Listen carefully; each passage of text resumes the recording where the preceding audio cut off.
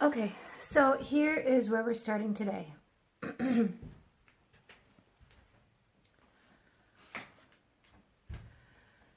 Today I will be putting up the header board that goes up here, and rebuilding this wall. So there's a curve to the roof here. So to match that curve, I tried my hand at scribing.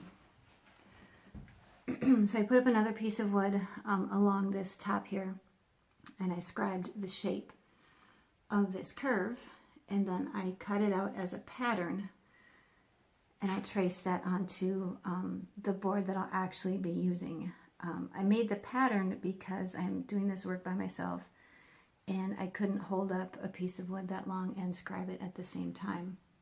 So I used a thinner piece of wood just to get the pattern down. I also had a little thing to work out as far as I couldn't get the wood all the way into that corner because of the framing in the front, so I had to do a few adjustments. So we will see how that all turned out. Okay, so here's the piece of wood that I use for the pattern. It's a 1x4, and I actually duct taped it to the wall while I was doing the tracing, made sure that it was level, made sure the camper was level before I started, and cut it out with a jigsaw. So I'll put that on top of, this is actually my header board, and trace out that pattern, and then cut it and do a dry fit and see if it works. So the header is in. It was a big job, but now that part is done. I can start working on the outside here and getting the aluminum put back together. You can see here I'll have to cut out a little bit of this wood to get the door in, which is probably not a house construction practice, but it's a camper, and the door itself will actually help support that structure right there.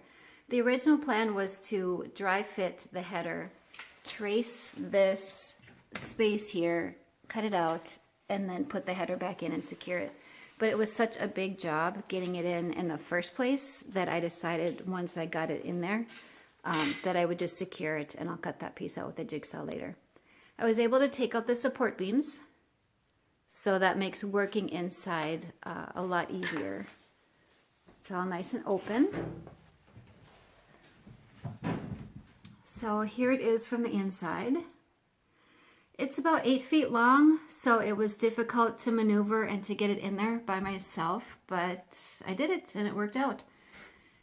As I said before, there's a little bit of a curve to the ceiling, so I had to copy the other side with the scribe to make sure that the curve was accurate and that it fit well.